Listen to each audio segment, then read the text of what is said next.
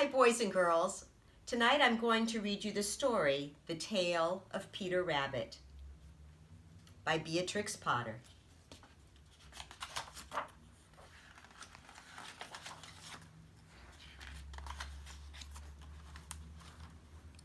Once upon a time, there were 4 little rabbits. Their names were Flopsy, Mopsy, Cottontail, and Peter. They lived with their mother in a sandbank underneath the root of a very big fir tree.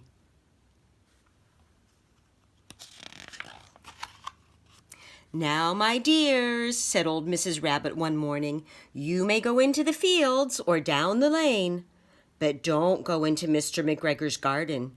Your father had an accident there. He was put in a pie by Mrs. McGregor. Now run along and don't get into any mischief. I am going out." Then old Mrs. Rabbit took a basket and her umbrella and went through the wood to the baker's.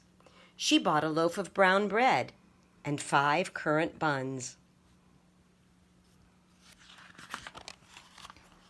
Flopsy, Mopsy, and Cottontail, who were good little bunnies, went down the lane to gather blackberries.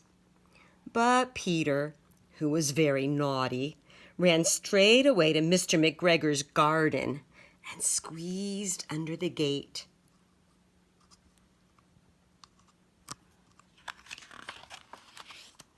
First, he ate some lettuces and some French beans, and then he ate some radishes. And then, feeling rather sick, he went to look for some parsley. But around the corner, the end of a cucumber frame, whom should he meet but Mr. McGregor? Mr. McGregor was on his hands and knees planting out young cabbages, but he jumped up and ran after Peter, waving a rake and calling out, "Stop, thief!"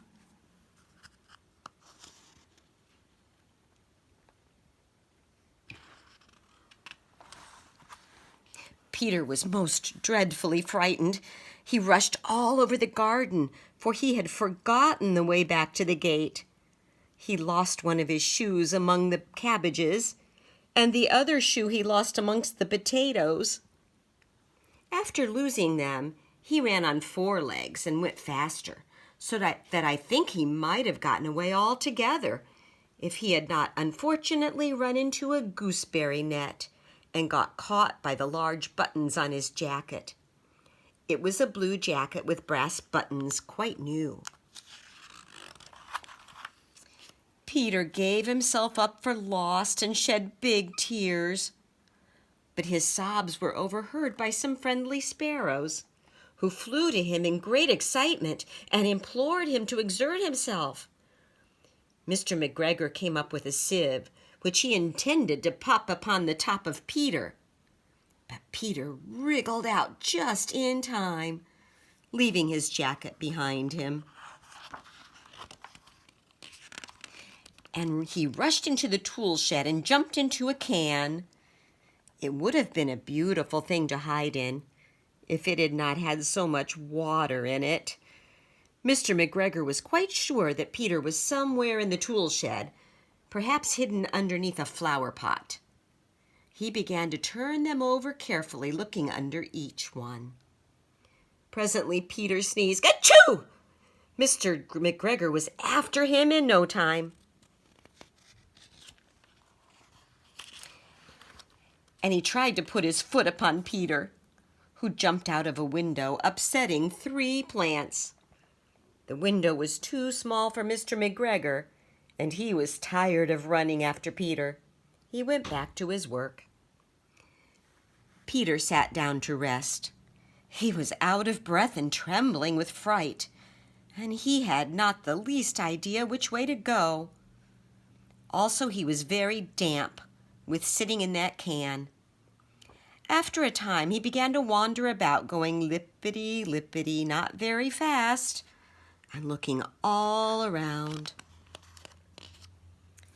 He found a door in a wall, but it was locked, and there was no room for a fat little rabbit to squeeze underneath.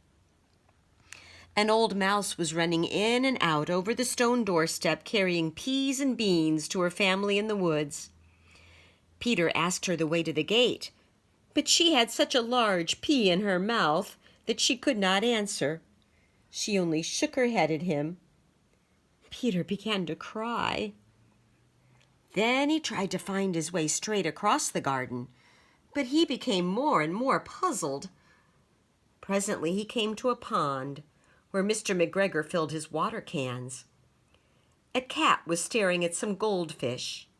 She sat very, very still, but now and then the tip of her tail twitched as if it were alive. Peter thought it best to go away without speaking to her. He had heard about cats from his cousin, little Benjamin Bunny. He went back towards the tool shed, but suddenly quite close to him he heard the noise of a hoe. Scritch, scratch, scritch, scratch. Peter scuttered underneath the bushes. But presently, as nothing happened, he came out and climbed upon a wheelbarrow and peeped over. The first thing he saw was Mr. McGregor hoeing onions. His back was turned towards Peter, and beyond him was the gate.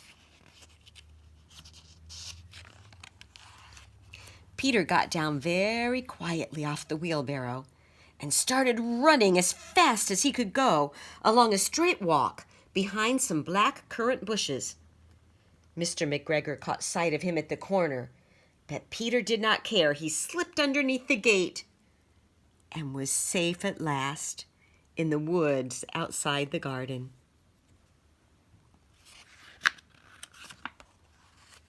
Mr. McGregor hung up the little jacket and the shoes for a scarecrow to frighten the blackbirds. Peter never stopped running or looked behind him till he got home to the big fir tree. He was so tired that he flopped down upon the nice, soft sand on the floor of the rabbit hole and shut his eyes. His mother was busy cooking. She wondered what he had done with his clothes. It was the second little jacket and pair of shoes that Peter had lost in a fortnight. I'm sorry to say that Peter was not very well during that evening. His mother put him to bed and made some chamomile tea, and she gave a dose of it to Peter. 1 tablespoonful to be taken at bedtime.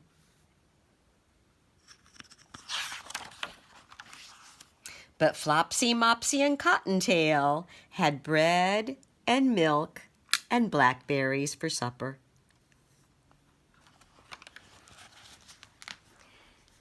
And now, boys and girls, I wonder if you might be able to write another adventure for Peter Rabbit.